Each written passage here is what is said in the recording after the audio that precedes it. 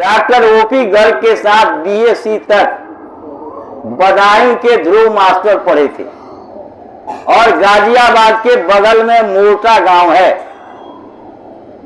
जाटों के गांव, और वो भी जाट थे, ध्रुव मास्टर भी, और वहां स्कूल में पढ़ाते थे।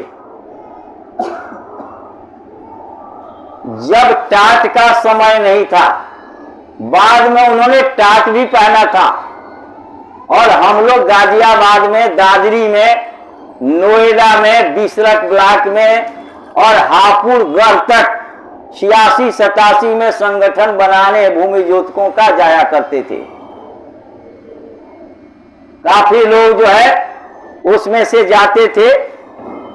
सियाराम जाते थे, विजयपाल सिंह जाते थे, और आपके राकेश तिवारी जाते थे, विजयपाल सिंह जाते थे। मेरे भाई साहब की ड्यूटी लोनी ब्लॉक में थी, मेरी ड्यूटी बिसरक ब्लॉक में थी। ये जो शाहपुर, सुल्तानपुर, हबीबपुर, बिसरक गांव और ये जीटी रोड और आपके मारीपत स्टेशन, सदुल्लापुर, ये सारे गांव जो है में हम लोगों ने संगठन बनाया। ध्रुव मास्टर जो है साधना में बैठे और सुबह उठ के 4 बजे साधना में बैठे, उनकी सूरत इस शरीर से निकल गई।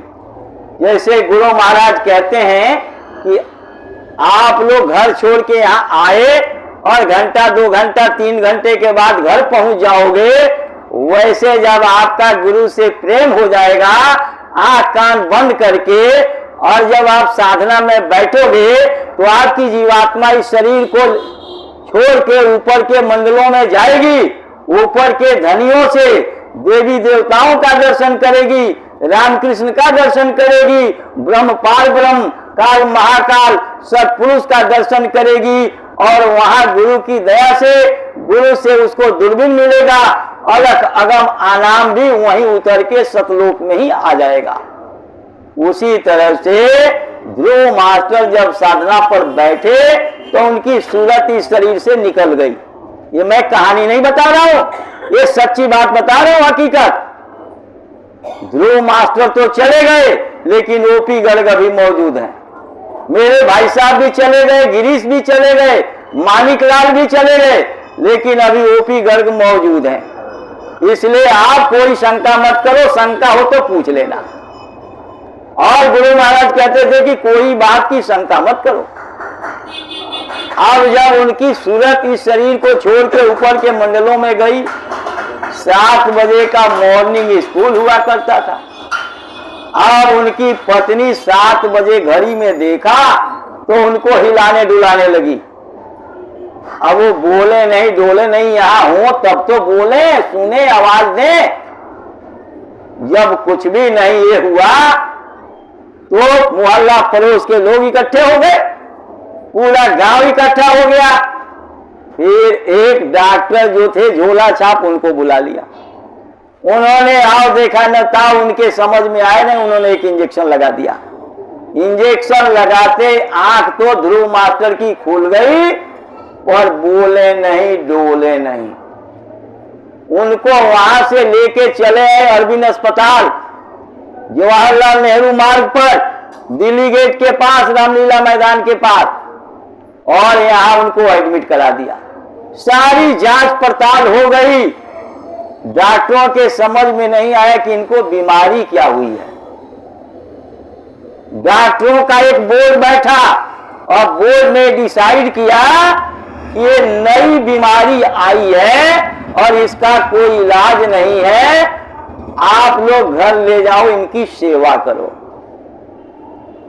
अब वहां से फोन, लैंडलाइन फोन हुआ करता था उस टाइम किसी किसी के पास, तो वहां से किसी तरह से सूचना मिली ओपी गर्ग को।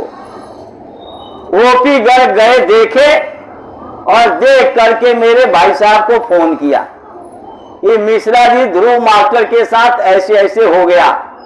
मेरे भाई साहब ने कहा कि गर्ग साहब, मैं दवाई बता रहा हूं, दवाई लिखो, एक सफेद कागज ले लो या एक सफेद कपड़ा और उस पर लिखो जय गुरुदेव नाम परमात्मा का।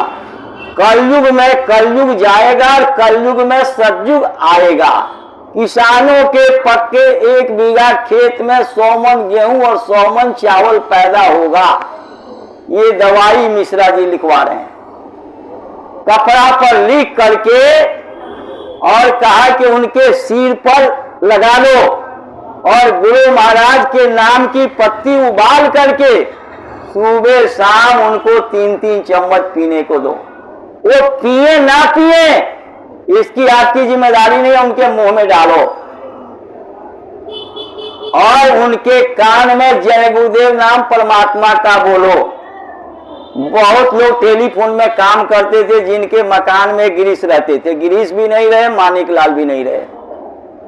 यही जय बिहार में जिनके मकान में गिरीश रहते थे, मानिक लाल मोहन नगर में टेलीफोन विभाग में नौकरी करते थे। सफेद सफेद जो है स्पॉट था उनके शरीर में, मैं ये पहचान बता रहा हूं। मैं उनसे घृणा नहीं करता, मैं उनकी पहचान बता रहा हूं प्रेमियों को। हमारे पुराने सत्संगी जो है, हमारे मोतीलाल है, ओंकार सिंह है, और बहुत से लोग उनको जानते हैं अच्छी तरह से। जगनारायण जी भी, श्रीवास्तव जी, ये सब लोग जानते होंगे, और नहीं जानते होंगे तो आप लोग जान लीजिए। अब जब दोनों लोग एक तरफ से ओपी गए और एक तरफ से मानिक लाल, दोनों लोग मोटा गांव में जय गुरुदेव नाम परमात्मा का, जय गुरुदेव नाम परमात्मा का, जय गुरुदेव नाम परमात्मा का जैसे 10 बार बोला तो ध्रुव मास्टर ने बहुत जोर से बोला जय गुरुदेव। जब लोगों ने उनसे पूछा कि जब हम लोग जय गुरुदेव बोल रहे थे तो आपको कैसा लग रहा था? बोले बहुत दूर से, कहीं कुएं से, कहीं गड्ढे में से, जो है बहुत बड़े गड्ढे में से, कुएं में से कहीं से आवाज आ रही हो धीरे धीरे, लेकिन लास्ट में एकदम से जोर आवाज आई, उन्होंने जय गुरुदेव बोला। उसके बाद काशी के यज्ञ के बाद एक जो है रामलीला मैदान से रैली निकली थी। बहुत थोड़े लोग थे, इतने तो बहुत लोग ज्यादा हैं, इससे भी कम लोग थे, जिसमें गाजियाबाद के, नोएडा के, सोनीपत के, गुड़गांव के, सब जगह के लोग थे, और ध्रुव मास्टर भी आए थे। वो आके रामलीला मैदान से अजमेरी गेट होकर के, और जो इस समय बीजेपी का दफ्तर है, दीनदयाल उपाध्याय मार्ग से होता हुआ आईटीओ विजयपाल सिंह उस टाइम वहीं नौकरी करते थे। पता नहीं उस टाइम आए थे कि नहीं आए थे, लेकिन उनका ऑफिस वहीं था नौबार टाइम्स। वहां से होके और दिल्ली गेट से फिर जवाहरलाल नेहरू मार्ग से हो करके हमारे टीबी हॉस्पिटल में उस टाइम नौकरी में लग गया था, टीबी सेंटर में मैं नौकरी में लग गया था। लेकिन मैं भी उस कार्यक्रम में था, छुट्टी लेकर के था। मैं रामलीला मैदान में पहुंचा। वो समय ब्रिजेश शर्मा उनके ताऊ, एक राम शर्मा उनकी पत्नी, अमन सिंह शर्मा, अमन सिंह की पत्नी सत्यवती, अरुण शर्मा की माताजी, और ज्ञान के पिताजी राम प्रकाश और उनकी पत्नी अंगूरी, ये सब लोग मौजूद थे। और ध्रुव मास्टर ने एक प्रार्थना बना करके वहां गा के सुनाया। ये हम लोगों ने अपने नजरों के सामने गुरु महाराज की दया का अनुभव किया है। मैं कोई बनावटी बात नहीं। कंपनी बाग में गाजियाबाद में गुरु महाराज आए और पूरा देश दुनिया के लोग परेशान थे, ये स्काई लैब गिरेगा और दुनिया खत्म हो जाएगी। गुरु महाराज ने उससे पहले गुलाबी पगड़ी पहनाई थी, और गुरु महाराज कंपनी बाग में मंच पर आए तो बोले, ये गुलाबी पगड़ी वालों की दृष्टि जहां तक जाएगी वहां तक स्काई लैब नहीं गिरेगा, और स्काई लैब को वहां गिराया जाएगा जहां से किसी का कोई नुकसान नहीं होगा। और स्काई लैब प्रशांत महासागर में गिरा। 79 में जो जग हुआ था 15 फरवरी से 25 फरवरी तक, वो समय 2 करोड़ की उपस्थिति थी। जहां आप नंगे पैर रेत में नहीं चल सकते थे, पैर धंसता था, उस रेत में लोडेड ट्रक चलते थे 10 किलोमीटर तक। भाई बहनों ने सड़कें बनाई थी, लोडेड ट्रक चलते थे, वहां कोई गीटी डामर का प्रयोग नहीं हुआ था। गुरु महाराज की दया का अनुभव किया लोगों ने। जो देवियां कालीन से नीचे पैर नहीं रखती थी, वो देवियां लोगों के टट्टियों को टोकरी में लेकर के गड्ढे में डाल रही थी, और भाइयों ने फौरे से टट्टियों को टोकरी में डालना और गड्ढे में डलवाना, ये काम लोग सुबह 4 बजे उठ के करते थे। ये हम लोगों ने देखा, अनुभव किया। उस समय इतनी सारी दवाइयां भी हम लोग लेकर के नहीं गए थे, और इस तरह का कोई अभी प्रोग्राम नहीं चल रहा था, और सरकार की तरफ से एक गोली और एक चिकित्सक और एक सहायक का प्रबंध नहीं था। सरकार के तरफ से कोई सफाई कर्मचारी नहीं था वहां, सरकार के तरफ से कोई चूना गैमैक्सिन का इंतजाम नहीं था, और 2 करोड़ लोग जिस धरती पर, काशी से बड़ी काशी उस रेती पर बन गई थी। जलवा देखा रे गुरुजी तेरे प्यार में जलवा देखा रे, और लोगों ने उस दृश्य को देखा और सब कुछ अनुभव किया। उसके बाद भी हम लोगों का मन मानने को तैयार नहीं होता कि गुरु महाराज पूरे हैं और गुरु महाराज हमारे परम हितैषी हैं। गुरु महाराज कहते थे कि मैं तुम लोगों को प्यार नहीं करता तो तुम लोग मेरे पास क्यों आते। इसका मतलब तुम्हारे माता पिता से लाखों गुना ज्यादा मैं प्यार करता हूं, और गुरु महाराज का रास्ता सच्चा, और गुरु महाराज सच्चे, और सच्चे देश में जाना है जब इस झूठ को, धोखा को, अन्याय को, कत्ल को, बेविचार को, मिलावट को, कम तौलने, कम नापने का, दुनिया के इस नासवान जगत को कलेजे में चिपकाए रखोगे तो कैसे जाओगे अपने सत्य देश में। बंदरिया के तरह मरने के बाद अपने बच्चे को कलेजे में चिपका के रखती है, उस तरह से हम लोग चिपका के रखते हैं दुनिया को। दुनिया के साथ आज तक किसी के साथ कुछ गया तो आपके साथ कौन सा जाएगा। महात्मा ने बताया, गुरु महाराज ने समझाया हम लोगों को, इस नासवान जगत की चीजों से इस नासवान शरीर की रक्षा करो, नासवान शरीर की रक्षा करो।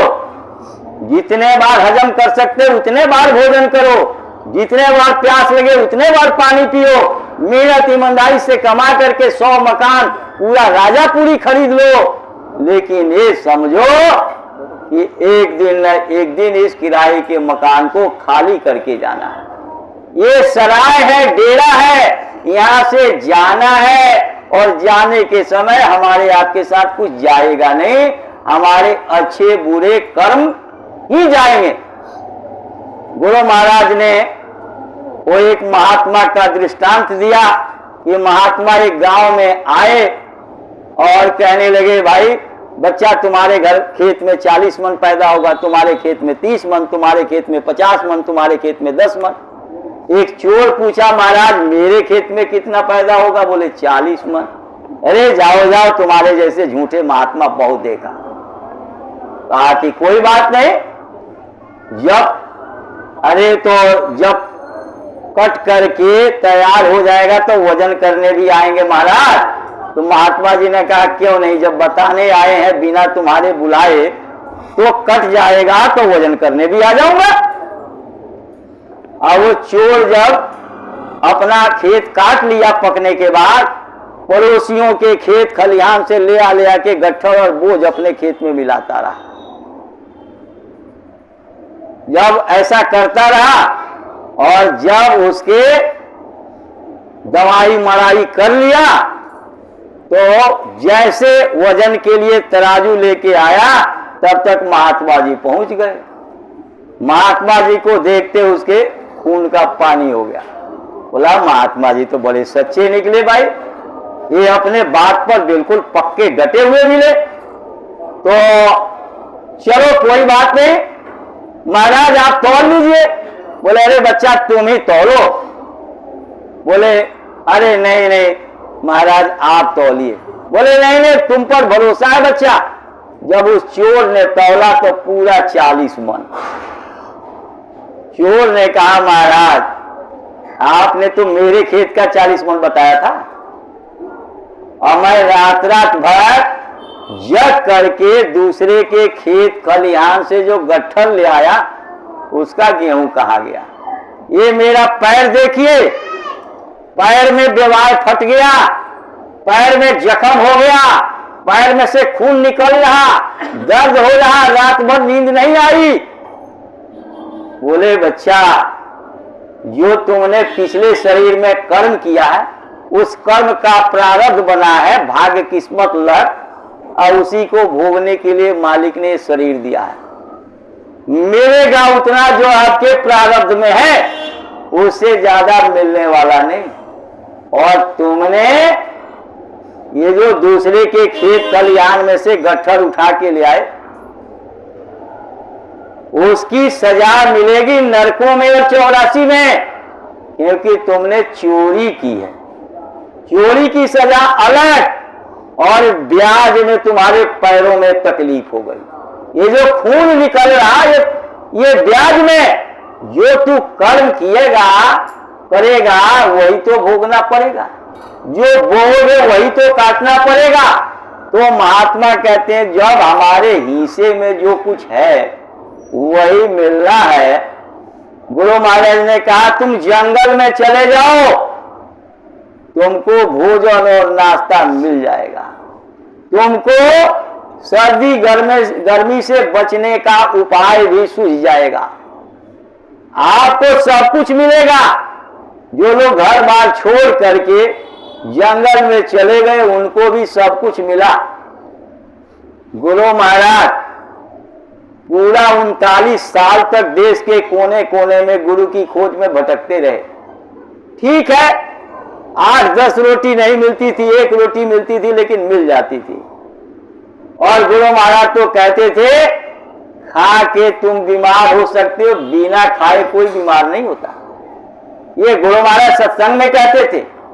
और शाम को कहते थे शाम को खाना मत खाना, दूध चाय ले लेना, ताकि सुबह 4 बजे आलस नहीं हो, आंख खुल जाए भजन के लिए। लेकिन अगर रात के 12 बजे तक भंडारा चलता है दिल्ली का तो भी लाइन लगी रहती है, लोग भोजन करते ही रहते हैं। अब कितना हम लोग आदेश का पालन करते हैं, इतनी हम गुरु महाराज की बात मानते हैं और सत्संग के वचनों को हम जैसे डॉक्टर जो है इस एक्सरे को और बाद वाले एक्सरे को दोनों को भी बॉक्स में डाल करके देखता है तो अब उसको पता लगता है कि ये निशान जो है शैडो है, एक्टिव है या नॉन एक्टिव है।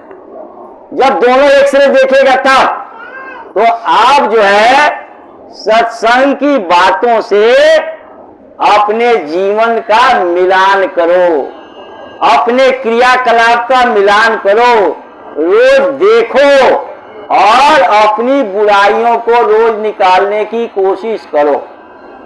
दूसरे की निंदा चुगली मत करो। पहले ही आपकी आत्मा बहुत सारे कर्मों से दबी हुई है और दूसरे की निंदा चुगली बुराई करके और उसको अपने सिर पर लाद देते हो। आपको इस जीवात्मा को साफ करने के लिए, निर्मल करने के लिए ये शरीर मिला था और आप और लाद रहे हो तो आप सफाई कब करोगे। और सत्य देश में जाना है तो झूठा आदमी नहीं जा सकता। जब तक झूठ को त्यागोगे नहीं, बुराइयों को त्यागोगे नहीं, जब तक जो है अच्छे कर्म करोगे नहीं, जीवात्मा निर्मल नहीं होगी। क्योंकि मोह को कपट छल छिद्र न भावा निर्मल मन सो जन्म ही पावा, वही पा सकता है जो निर्मल होगा। निर्मल, और निर्मल कैसे होंगे? सत्संग से। बिनु सत्संग विवेक न होई, राम कृपा बिनु सुलभ न सोई। और जैसे सत्संग में बैठ करके और धूल को झाड़ लेते हो, उस तरह से गुरु महाराज के वचन वाणियों को झाड़ करके अतर सिंह के छत पर छोड़ के चले जाओगे तो आपके अंदर कुछ सुधार नजर आएगा? आपके जीवात्मा को कुछ लाभ मिलेगा? आप गुरु की बात को गांठ नहीं बांधते। गुरु महाराज ने 60 साल तक समझाया, एक बात हम लोग के पल्ले नहीं पड़ा। और गुरु महाराज 4 साल की उम्र में उनकी माता जी ने जो कहा उसको गांठ बांध लिया। गुरु महाराज को आप साधारण इंसान समझते हो? 1987 में जो अस्पताल अब बन के तैयार हो गया, 2 साल पहले मई में जिसका उद्घाटन हुआ, 1987 में गुरु महाराज ने उद्घाटन करवाया था उसका, मतलब शुरुआत कराई थी, शिलान्यास करवाया था। हम लोग भी उसमें सेवा करते थे। एक आदमी गुरु महाराज के आगे पीछे कई लोग घेरे हुए थे, सब लोग मिट्टी सिर पर रख करके डाल रहे थे, हम लोग भी डाल रहे थे। एक आदमी आया, कहने लगा, सरकार मेरे कमर का दर्द ठीक नहीं हो रहा, मैं दुनिया की सब दवाई सब डॉक्टरों को दिखा के थक लिया। गुरु महाराज ने कहा, रे बच्चा वो टोकरी उठाओ, जैसे ये सब लोग मिट्टी डाल रहे तुम भी मिट्टी डालो। वो आदमी मिट्टी जब ले जाने लगा तो गुरु महाराज ने कहा, बच्चा सुनो इधर, तुम इतनी सी मिट्टी ढो करके तुम ये दर्द ठीक करवाना चाहते हो? पूरी मिट्टी भरवाओ और पैर से इसको दबाओ और फिर 2 फावड़ा और डालो और 2 लोग उठा के तुम्हारे सिर पर रखेंगे। अब उसको दर्द तो ठीक करवाना था क्योंकि डॉक्टरों से जवाब मिल गया था। जब ऐसा किया तो एक टोकरी से ही आधा दर्द उसका ठीक हो गया। 5 टोकरी उसने मिट्टी ढोई और वो बिल्कुल ठीक हो गया, बिल्कुल दर्द ठीक हो गया।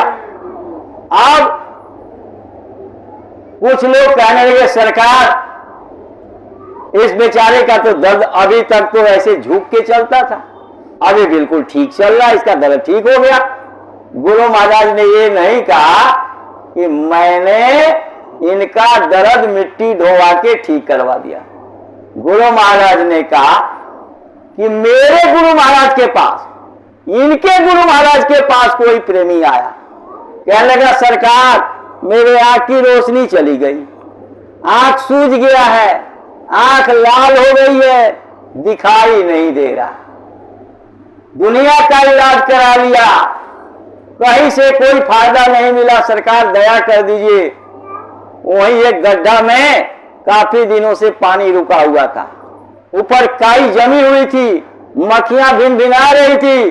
दादा गुरु ने कहा, बच्चा उस गड्ढे में से पानी से आंख धो लो, काई को एक तरफ कर देना और उस पानी से आंख धो। कहने लगा, बताओ इस गंदे पानी से बढ़िया बढ़िया महंगी दवाई से आंख ठीक नहीं हुआ, और गुरु महाराज कह रहे हैं गंदे पानी से। और जब एक बार उस गंदे पानी से आंख धोया तो आंख की सूजन खत्म हो गई। जब आंख की सूजन खत्म हो गई, आके कहा, सरकार मैंने आंख धो लिया। तो दादा गुरु ने क्या कहा, बच्चा तुमने ठीक से आंख नहीं धोया, फिर से जाके धो के आओ।